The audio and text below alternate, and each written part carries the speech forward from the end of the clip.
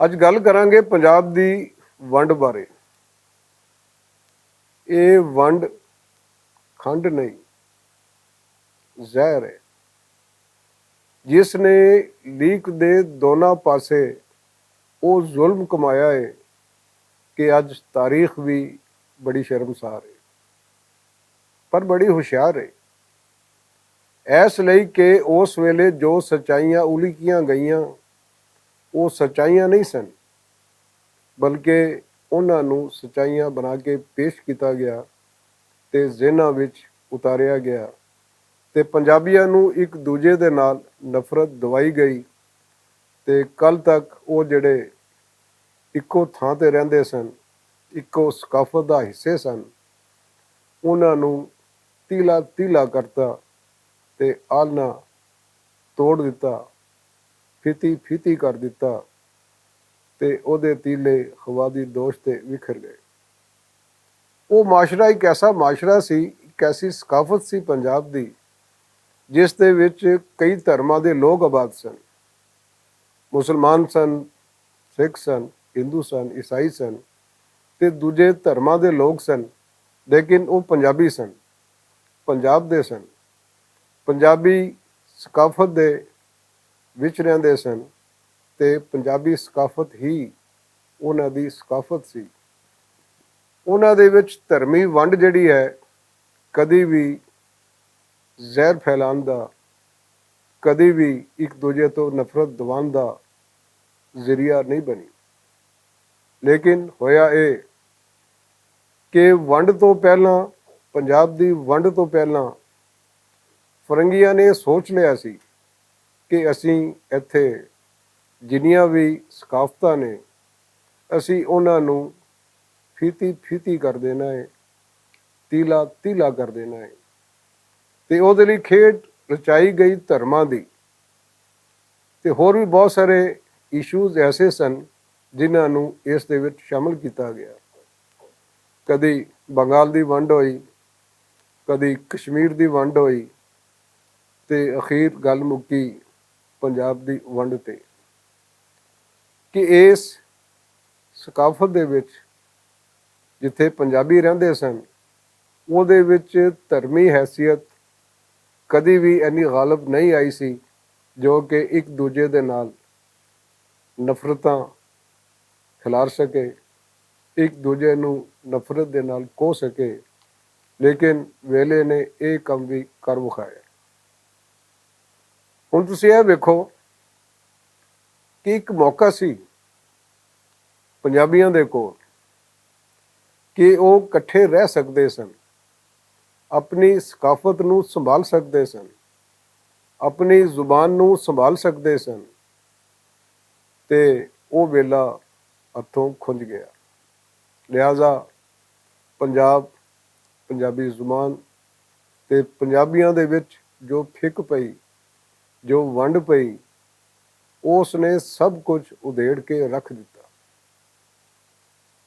ਹੁਣ ਤੁਸੀਂ ਇਹ ਵੇਖੋ ਕਿ ਹੁੰਦਾ ਕੀ ਹੈ ਕਿ ਅੰਗਰੇਜ਼ਾਂ ਨੇ ਜਿੱਥੇ ਵੀ ਕਬਜ਼ਾ ਕੀਤਾ, ਅੰਗਰੇਜ਼ੀ ਨੂੰ ਪਹਿਲਾ ਦਰਜਾ ਦਿੱਤਾ ਤੇ ਦੂਜਾ ਦਰਜਾ ਦਿੱਤਾ ਉੱਥੋਂ ਦੀ ਮੁਕਾਮੀ ਜ਼ੁਬਾਨ ਨੂੰ।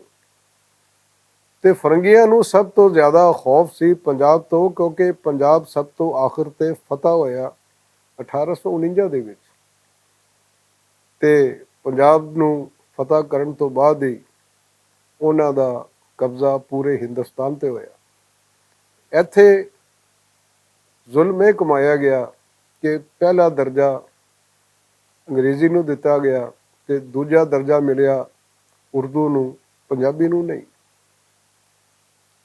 ਇਤਿਹਾਸ ਦੇ ਪੰਨੇ ਗਵਾਹ ਨੇ ਕਿ ਜੋ ਚਿੱਠੀਆਂ ਵਾਇਸਰਾਏ ਵੱਲੋਂ ਜਾਂ ਉਤਲੀ ਸਰਕਾਰ ਵੱਲੋਂ ਲਿਖੀਆਂ ਗਈਆਂ ਡਿਪਟੀ ਕਮਿਸ਼ਨਰਾਂ ਨੂੰ ਤੇ ਦੂਜੇ ਅਫਸਰਾਂ ਨੂੰ, ਉਹਨਾਂ ਕੋਲੋਂ ਪੁੱਛਿਆ ਗਿਆ ਕਿ ਪੰਜਾਬ ਦੀ ਜ਼ੁਬਾਨ ਕੀ ਹੋਣੀ ਚਾਹੀਦੀ ਹੈ ਜੋ ਕਿ ਅਦਾਲਤੀ ਹੋਵੇ, ਦਫ਼ਤਰੀ ਹੋਵੇ, ਸਾਫ਼ਤੀ ਹੋਵੇ, ਤਾਲੀਮੀ ਹੋਵੇ।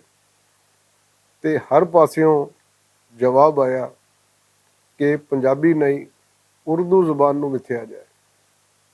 ਵਜ੍ਹਾ ਕੀ ਸੀ?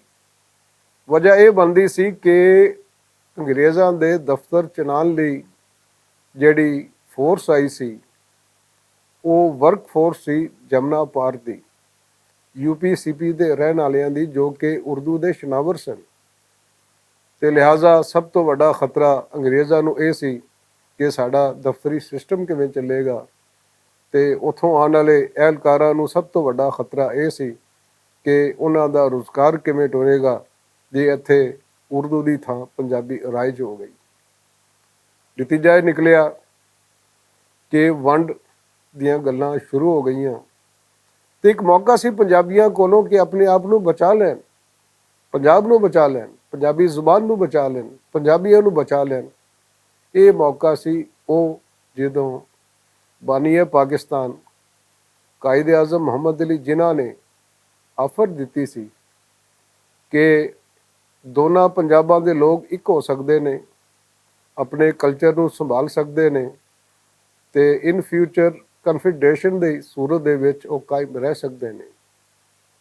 ਪਰ ਅਲਮੀਆ ਦੇਖੋ ਕਿ ਉਸ ਵੇਲੇ ਮਾਸਟਰ ਤਾਰਾ ਸਿੰਘ ਜੀ ਰਾਜ਼ੀ ਨਾ ਹੋਏ ਤੇ ਆਪਣੀ ਗੱਲ ਤੇ ਅੜੇ ਰਹੇ, ਤੇ ਲਿਹਾਜ਼ਾ ਉਹ ਵੇਲਾ ਹੱਥੋਂ ਖੁੰਝ ਗਿਆ। ਨਤੀਜਾ ਇਹ ਨਿਕਲਿਆ ਕਿ ਪੰਜਾਬ ਦੇ ਦੋ ਟੋਟੇ ਹੋ ਗਏ, ਇੱਕ ਮਸ਼ਰਕੀ ਪੰਜਾਬ ਤੇ ਦੂਜਾ ਮਗਰਬੀ ਪੰਜਾਬ, ਯਾਨੀ ਚੜ੍ਹਦਾ ਪੰਜਾਬ ਤੇ ਲਹਿੰਦਾ ਪੰਜਾਬ। ਤੇ ਚੜ੍ਹਦੇ ਪੰਜਾਬ ਦੇ ਨਾਲ ਹੱਥ ਇਹ ਹੋਇਆ ਕਿ 1960 ਦੇ ਵਿੱਚ ਉਹਨੂੰ ਸਾਲਗਿਰਾ ਦੇ ਕੇਕ ਵਾਂਗੂ 3 ਟੋਟਿਆਂ ਵਿੱਚ ਤਕਸੀਮ ਕਰ ਦਿੱਤਾ ਗਿਆ। ਇੱਕ ਬਣ ਗਿਆ ਹਰਿਆਣਾ, ਦੂਜਾ ਰਹਿ ਗਿਆ ਪੰਜਾਬ, ਤੇ ਤੀਜਾ ਹੋ ਗਿਆ ਹਿਮਾਚਲ ਪ੍ਰਦੇਸ਼।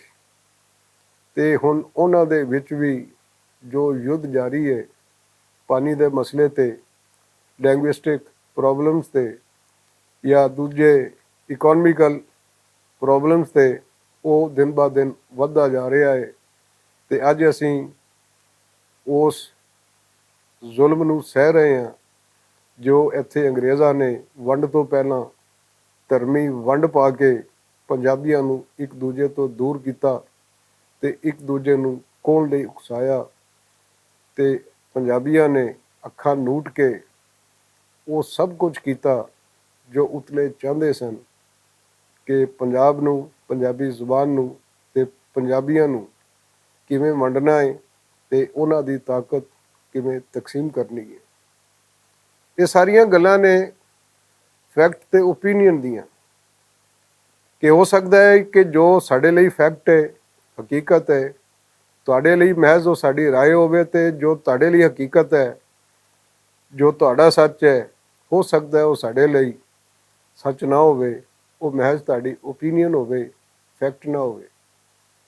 ਤੇ ਇਸ ਇਸ਼ੂ ਦੇ ਬਾਰੇ, ਪੰਜਾਬ ਦੇ ਇਤਿਹਾਸ ਬਾਰੇ, ਪੰਜਾਬ ਦੀ ਸਕਾਫਤ ਬਾਰੇ, ਪੰਜਾਬ ਦੀ ਵੰਡ ਬਾਰੇ ਤੇ ਪੰਜਾਬ ਦੀ ਉਸ ਪਹਿਚਾਣ ਬਾਰੇ ਜੋ ਕਿ ਸਾਡੇ ਕੋਲ ਖੋਹ ਲਈ ਗਈ ਹੈ, ਅਸੀਂ ਵੰਗਾਰ ਖੱਤਨੇ ਹਾਂ, ਤੁਹਾਨੂੰ ਦਾਅਵਾ ਦਿੰਦੇ ਹਾਂ, ਆਓ ਸਾਡੇ ਨਾਲ ਸਿਰ ਲਾਓ ਤੇ ਇਹੋ ਜਿਹੇ ਇਸ਼ੂਜ਼ ਨੂੰ ਅਕੈਡਮਿਕ ਲੈਵਲ ਤੇ ਸਮਝੋ ਤੇ ਸਮਝਾਓ, ਤਾਂ ਜੇ ਮੁਕਾਲਮੇ ਦੀ ਇੱਕ ਐਸੀ ਫਿਜ਼ਾ ਪੈਦਾ ਹੋ ਸਕੇ ਜੋ ਸਾਨੂੰ ਰਾਏ ਪਾਏ, ਕੁਰਾਏ ਨਾ ਪਾਏ। ਮਿਲਦੇ ਹਾਂ ਫਿਰ ਅਗਲੀ ਵਾਰੀ ਪੰਜਾਬ ਦੇ ਹਵਾਲੇ ਨਾਲ ਕਿਸੇ ਹੋਰ ਨਵੇਂ ਇਸ਼ੂ ਦੇ ਨਾਲ। ਉਸ ਵੇਲੇ ਤਾਈਂ ਦਿਓ ਇਜਾਜ਼ਤਾਂ, ਜੀਓ ਤੇ ਜੀਣ ਦਿਓ, ਖੁਸ਼ ਰਹੋ ਆਪ ਵੀ ਤੇ ਖੁਸ਼ ਰੱਖੋ ਦੂਜਿਆਂ ਨੂੰ ਵੀ, ਖਿਆਲ ਰੱਖੋ ਆਪਣਾ ਵੀ ਤੇ ਦੂਜਿਆਂ ਦਾ ਵੀ। ਰੱਬ ਰਾਖਾ।